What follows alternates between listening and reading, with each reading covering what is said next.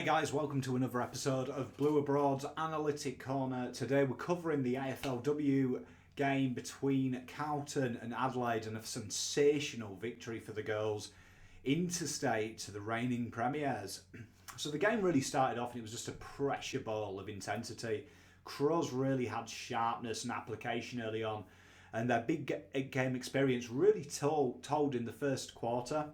They took their opportunities really well, and in the opening term, credit to the Carlton girls, we really did stand strong.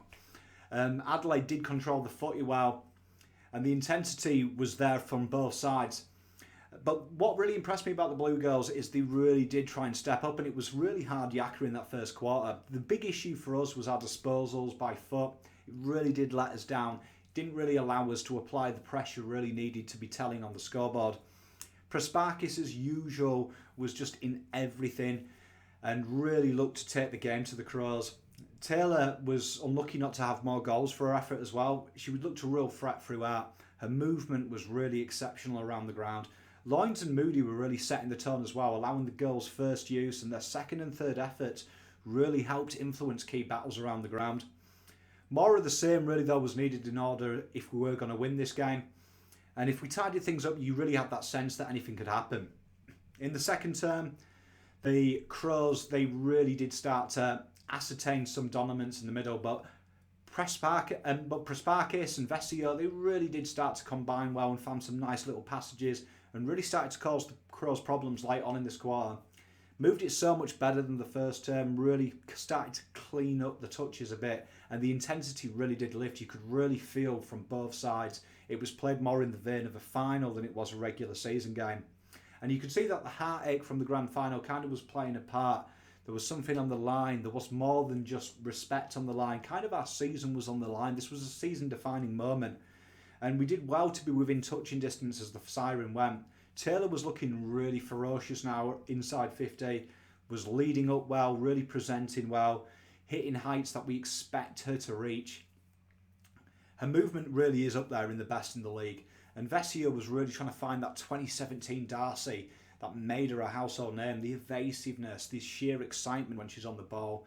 And she started to creating chances out of nothing. When the third term hit, we really did hit our straps, and a big shout out to Karen Harrington. She went to another level this game, setting a world record marks, 13 of them, and she was pinging them just about anywhere. She really allowed Carlton's girls to absorb pressure, to relax a little bit, because the transition was going through her. She really intercepted a lot. Taylor was just being standout at this point, and Darcy really did start to lift. She really turned it on in the third quarter though, Taylor, and with the help of Maddie Prasparkis, McAvoy, she found space at will, and the entries were starting to hit. Maddie was just literally starting to weave her way through traffic, and it really helped us relieve pressure because we were able to lock the ball in this quarter. Many people say that the women's game lacks the spectacle of the men's, and I think if you watch this game, this bucks the trend. This was as exciting as any fixture you'll see that the men play, and it literally was edge of the seat stuff. You can start to see that the quality and the intensity is starting to lift every week in the girls' game. And the backline really soaked it up well. Harrington was centre of it all day, and it really just allows us to take a little bit of pressure, intercept, work the ball through the corridor, work it out to the wings, take a little bit of time off the clock and allow us to reset. That's my one criticism of the girls' side. Sometimes we seem to be playing at fifth gear all the time. Sometimes this game requires you just to go down a level. In the fourth term though, it was go time, and champions are made in the fourth quarter. And Darcy answered her critics that have started to appear this year, and she dominated. Whether she was tackling, applying pressure, whether she was creating something, whether she was bumping someone off the ball, an untold stat that is the ability to create space for others. She's a real firecracker. She's a real X factor in this competition, and her silky skills just freed up space for those around her. Taylor presented well. She was the beneficiary quite a few times, and we really started to get on top and ascertain our dominance. They absorbed a very fiery Crows side who were fighting tooth and nail to claw with a home victory. And in the end, the girls produced a character-building win, and it really sets the tone for the rest of the AFLW season. And it really shows now that the girls aren't here to take part, they're here to take over. So let's have a look at the top three on the ground then. So I think it's hard when you set a record to not be free votes. I thought Harrington was phenomenal throughout. Her positioning was exemplary. I think her ability to read the ball in flight was just next level. I think her ability to lock down her opposite number was just phenomenal. And her positioning is just, her game awareness and everything is just an X factor at the minute. The ability as well to distribute. She distributes to outside runners very well. She hits targets, and that kind of thing relieves pressure, especially in a pressure ball environment as this game was played. Having someone who's a steady head who just looks to play the next pass really helps Hartford's side move forward and move in a more controlled manner. 2 votes Taylor. It's great to see her in the votes, and when she's on fire, look out. It's beautiful to see. We are very fortunate to have the forward line that we do at this football club. 12 disposals, 7 marks in a game that just was mark central. Good tackle numbers, 2 for 3. Real good performance from Taylor. She presented well. She probably is unlucky to only have 2 goals today. She could have had a bag load, but I mean, it's good to see that after a couple of weeks ago when we had a player criticise her for her ability that she can't do anything other than her aerial craft. Today, everything was on show. Tackling pressure was there. Her ability to work the ball on the ground, her ability to work players in and around her. She's got it all. She's an X-Factor player, there's no doubt about that. And it was a real consummate performance from her. 1 vote, and it's great to have Darcy as well back in. I mean, it's great to see 3 new names in the votes this week.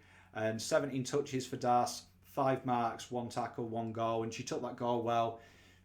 Stats don't show what she does, really. I mean, the ability to evade, her ability to hustle off the ball, the bumps off the ball that free up space for outside runners. She's a phenomenal mercurial talent. And for me, when these two are firing, it just shows when you've got Taylor and Darcy on fire, not much can be done to stop them. Phenomenal performance. I mean, it's hard to give 3 votes today because there was a lot of girls vying for that 1 vote. So let's look at the player profile today, and we're really excited to do this one. Lucy McAvoy, I thought she was absolutely phenomenal today. Really coming of age, and it's really exciting to see another early pick really take to the game like a duck to water. You can see here that she's got really good spread. She worked more just on the midfield side of things today. You could see she just worked outside half forward, and she looked really good. Her entries were good. I think her tackle numbers are good. I really enjoy the fact with Lucy as well that she really actively puts pressure on. She's one of them girls that looks for a second and third effort. I think she's got very good kicking craft as well. She's a very good kick, and she reads the game really well. She's really excited about her development. She was one person when we covered the AFLW draft. I was excited about us getting to the club, getting her through the door.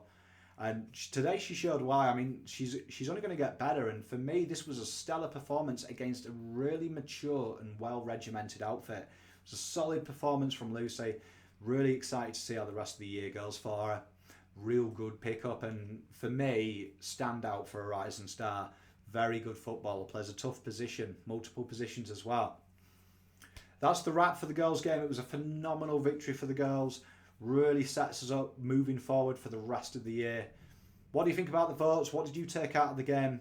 I'll see you soon. Thank you very much. Like and subscribe, and everyone, stay Navy.